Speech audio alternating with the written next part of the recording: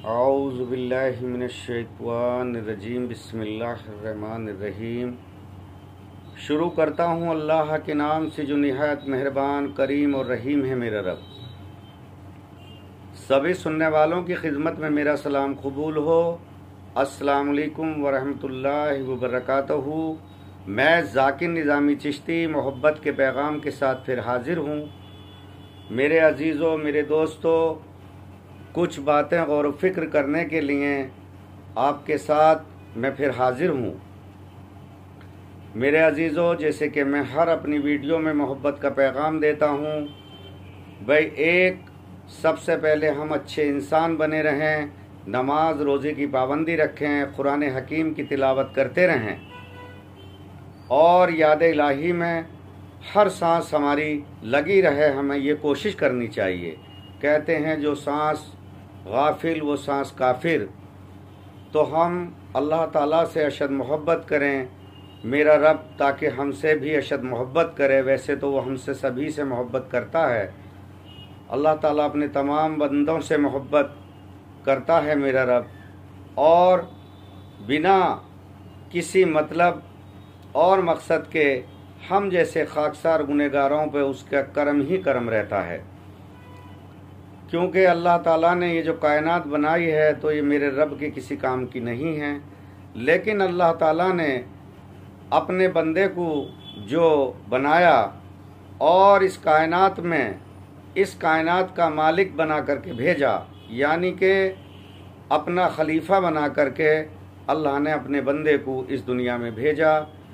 तो अल्लाह ताला की इसमें बहुत सारी हिकमतें हैं कि अल्लाह ताला ने बंदे को बना करके और मेरे रब ने इस दुनिया में भेजा। गौर व फिक्र करने की ज़रूरत है कि हमें अल्लाह ताला ने इस दुनिया में क्यों भेजा और हम किस लिए आए हैं। ये दुनिया अल्लाह के किसी काम की तो है नहीं भाई, ये इंसानों के सुकून की चीज़ है और इंसानों के लिए अल्लाह ताला ने इस दुनिया को तख्लीक किया है। मेरे रब ने ये बहुत ही बड़ा करम हम पर और आप पर किया है कि हमें सरकार दो जहां सल्लल्लाहु अलैहि वसल्लम की उम्मत में हमें पैदा किया और आपका उम्मती होने का हमें शर्फ हासिल है। लेकिन हमें गौर व फिक्र करने की ज़रूरत है कि आज हम कहीं फ़िरक़े परस्ती के नाम पर, कहीं सहाबाए किराम के नाम पर हम बंटते जा रहे हैं। हम में नाइस्तफ़ाक़ियाँ पैदा होती जा रही हैं। जैसे कि गौर व फिक्र करने की बात है कि पाकिस्तान के अंदर ही सहाबाए किराम के ऊपर कोई क़ानून बना। बहुत अच्छी बात है क़ानून बनाना कि कोई भी शख्स नबी रसूलों को, अवतारों को, ऋषि मुनि को और सहाबाए किराम को, शोहदाए किराम को या औलियाए किराम को बुरा ना कहे। जो कहे तो वो सज़ा का मुस्तहिक हो। बहुत अच्छी बात है। लेकिन कुछ लोगों ने इंसान के रूप में, जिनको मैं भेड़िए कहूँगा, जो दरिंदे हैं, मैं तो उन्हें ठीक से ये भी नहीं कहूँगा कि वो सरकार दो जहां सल्लल्लाहु अलैहि वसल्लम का कलमा पढ़ने के बाद ठीक से वो मुसलमान भी बन सके हैं। उन्होंने, जैसा कि मैंने सुना और देखा न्यूज़ के अंदर, उन्होंने जिन्हें कितने ईसाइयों के घर जला दिए और लोगों को शायद उन्होंने मारे भी। तो ये एक सरकार के उम्मती का काम हरगिज़ नहीं हो सकता। अरे गौर व फिक्र करने की ज़रूरत है। बेशक सहाबा इकराम हमारे दीन इस्लाम के सिपाही हैं, हमारे सर के ताज हैं। लेकिन मैं उन अपने भाइयों से भी कहना चाहूँगा जो लोग गलती करके सारे सहाबा इकराम को, अल्लाह माफ़ करे, नाउज़ुबिल्लाह, बुरा कह देते हैं, वो भी गलत हैं। और मैं उन लोगों के बारे में भी ज़िक्र करूँगा कि बेशक सहाबा इकराम हमारे सर के ताज हैं, लेकिन चंद सहाबा जब आप गौर व फिक्र के साथ हदीसों का मुताला करेंगे और उस गहराई में उतरेंगे और अपनी औलादों को भी बताने की कोशिश करो कि कौन क्या था, ताकि हमारी औलादें इस दुनिया के साथ साथ आखिरत भी कमा सकें।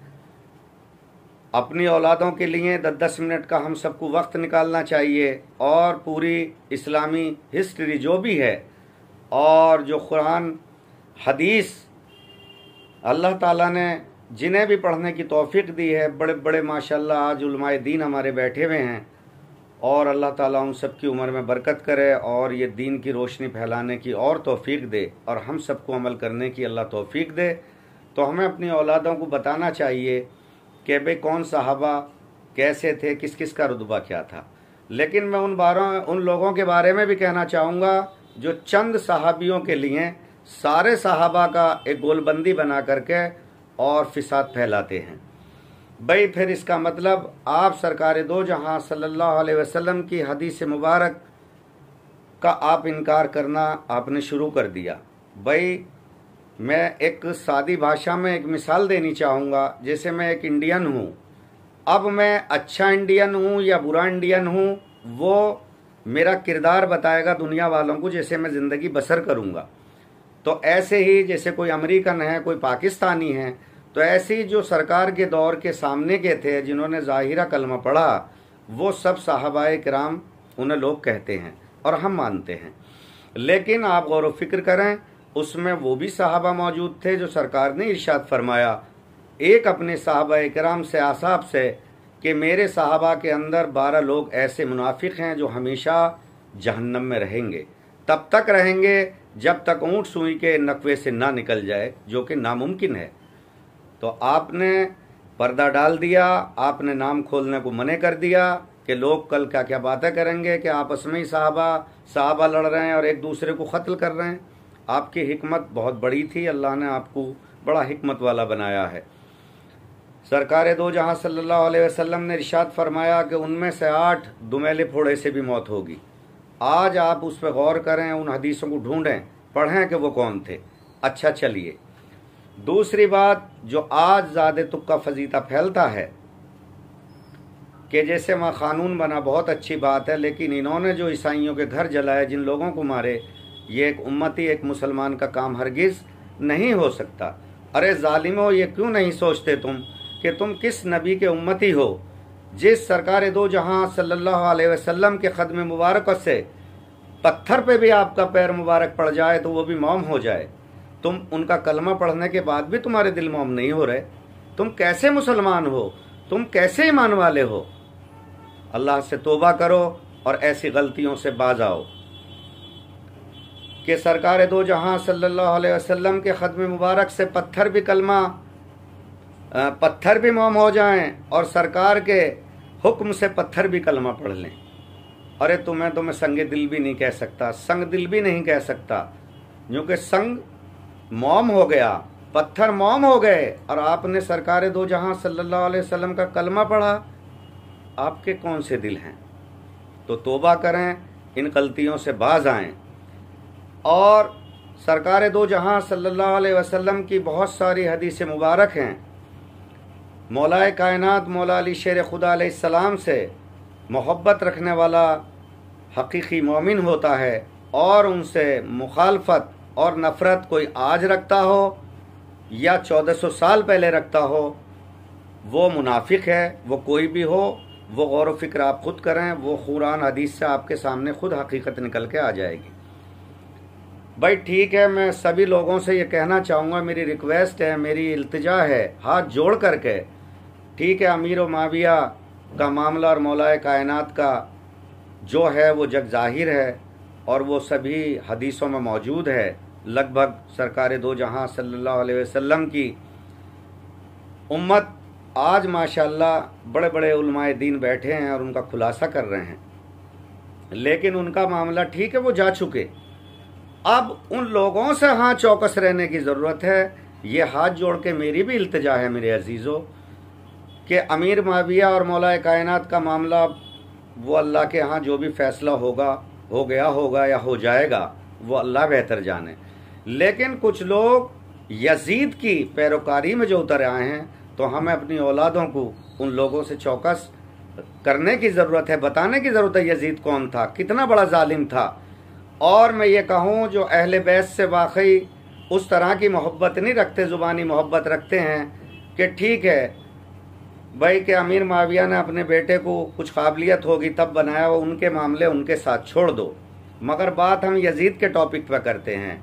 भाई अहले बैत को भी अलग हटा दो, मौलाए कायनात और उनके बेटे इमाम हसन हुसैन अलैहिस्सलाम का मामले को भी अलग अगर थोड़ी देर को मैं कर दूं, तो आप ये बताएं कि जो आज यजीद को क्लीन चिट देते हैं और रहमतुल्लाह अलैह बताते हैं, अगर हमारी औलादें कल हम यजीद के बारे में ना बताएं और वो सुनेंगी कि भाई सोचेंगी बहुत अच्छा इंसान होगा, बहुत उनने दीन की खिदमत की होगी, लेकिन आप उन बातों पर क्यों गौर व फिक्र नहीं करते? अरे अल्लाह के गज़ब से डरो कि वो यजीद जिसने मक्के मुबारक में काबे मुबारक पर आग के गोले फिकवाए, काबे का गिलाफ जला, सभी लोग सुनते हैं, बड़े बड़े उलमाए दीन हमारे आलिम दीन बताने के लिए बैठे हैं, और प्यारे नबी मोहम्मद मुस्तफ़ा सल्लल्लाहु अलैहि वसल्लम की मस्जिद नबवी में उनने घोड़े बंधवाए और वहाँ 3 दिन के लिए सब कुछ हलाल कर दिया गया,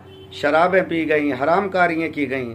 अल्लाह माफ़ करे, 1000 लड़कियाँ बताया जाता कि हमला कुआरी लड़कियाँ हुई थी। तो ऐसे यजीद की जो पैरोकारी करने वाले हैं, अल्लाह के बंदो गौर व फिक्र करने की ज़रूरत है। ये मत देखो कि कितना बड़ा मौलाना है, उसमें कोई भी हो, मैं भी उसमें शामिल हूँ। आप ये देखो कि हक़ ईमान और कुरान हदीस से वाकई सच्ची बात क्या है, उस पर गौर व फिक्र करें। जो मुझसे खाकसार से रब्ता करना चाहे तो मेरा फ़ोन नंबर है 9871979621। अस्सलाम वालेकुम वरहमतुल्लाहि वबरकातुहू।